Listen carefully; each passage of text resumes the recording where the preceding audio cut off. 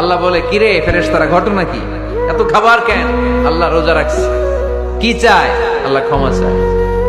তো খায় না যে তৃষ্ণার, তো আল্লাহ আপনার ভয়। আমার দেখছে না, আল্লাহ আপনারা দেখে নাই। জান্নাত দেখে নাই, আমার জাহান্নাম দেখেছে। আল্লাহ কিন্তু জানে, তারপরে ফেরেশতাদের মুখ থেকে বের করা হবে। সুবহানাল্লাহ পড়ে। আমার জাহান্নাম দেখেছি কিনা বলো। ফেরেশতারা বলে, না জাহান্নাম দেখে নাই।